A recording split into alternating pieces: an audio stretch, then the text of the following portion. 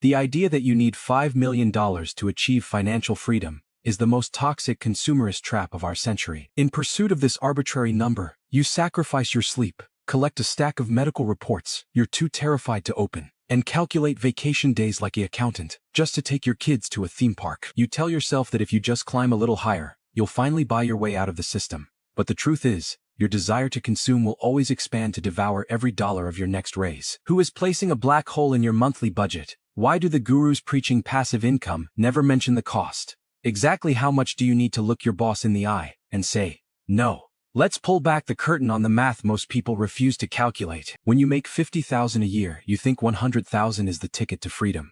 When you finally hit $100,000, you decide you need $250,000. Your income doubles, but your anxiety remains constant. This is not greed, it is the default setting of the human brain. Behavioral economics calls this the hedonic treadmill, the psychological tendency to rapidly adapt to improvements, turning luxury into your new baseline. You move into a larger house, and within 3 months it just feels normal. You buy a better car, and 6 months later, it is just a commuter vehicle. Nobel laureate Daniel Kahneman famously demonstrated that emotional well-being plateaus after a household income passes a certain threshold.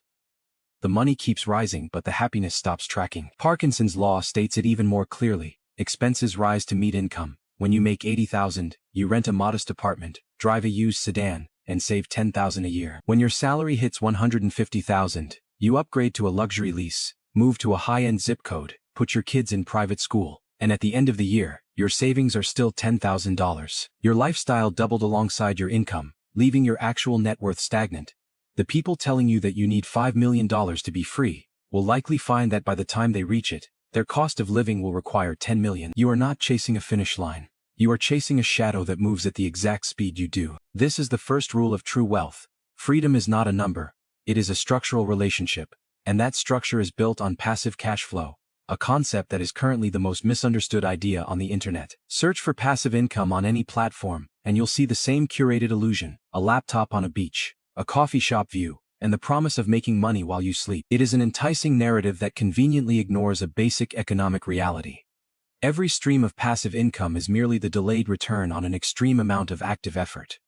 Warren Buffett's portfolio generates billions in dividends, which looks like the ultimate passive engine. But Buffett bought his first stock at age 11, spent 60 years reading 500 pages of financial reports a day, and never stopped. His passive income is built on 50,000 hours of active, relentless research. The same applies to real estate.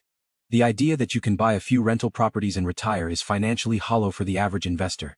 In major U.S. metropolitan areas, net cap rates hover around 3 to 4% once you factor in property management, maintenance, vacancy, and property taxes. To cover a basic family budget of $6,000 a month, you would need to own nearly $2 million in unencumbered real estate. True passive income is simply a time asset. You invest concentrated time, skill, or capital up front to build a system that distributes value over time. Without that initial active leverage, the dream of passive income is a house of cards. If building this leverage takes time, is there a way to shorten the cycle?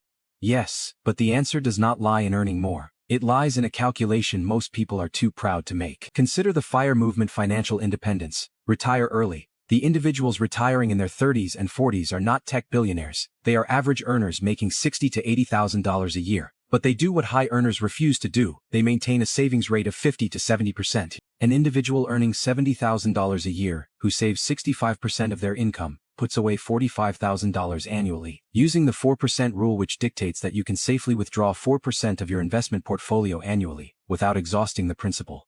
They only need a nest egg of $600,000 to cover $25,000 in annual living expenses.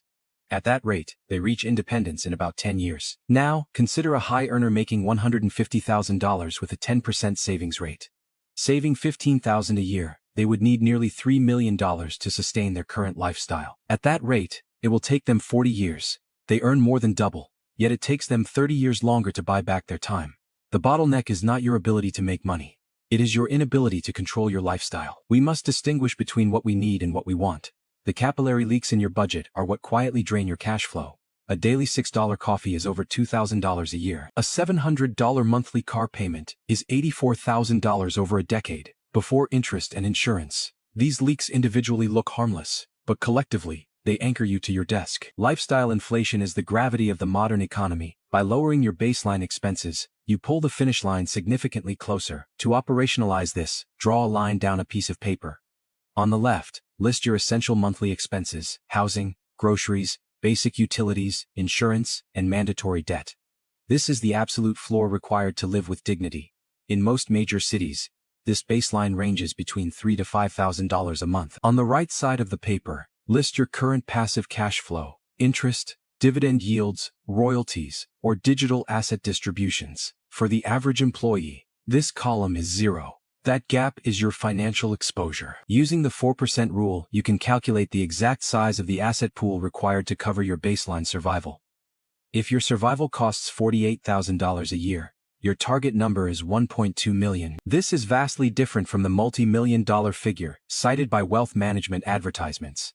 The difference is simple: one is the cost of luxury, the other is the price of time. $1 million is not a small sum, but it is a highly realistic target over a 10 to 15-year horizon, if you automate your savings into low-cost index funds and let compounding do the work. The strategy requires only 2 movements: compress the left column and fill the right. For every $500 you cut from your monthly expenses, you reduce your required retirement nest egg by $150,000. When your passive cash flow permanently exceeds your baseline survival expenses, you are free. You buy back your time. You can choose to keep working, but your labor will be driven by curiosity, not by the terror of a mortgage payment. Before his passing, anthropologist David Graeber wrote about the quiet violence of forcing people to spend their conscious lives performing tasks they do not believe in. Financial independence is the act of reclaiming the pricing power of your hours. It does not require you to be a millionaire. It simply requires you to define what is enough. The answer is different for everyone, but the moment you define it, you stop playing a game designed to make you lose.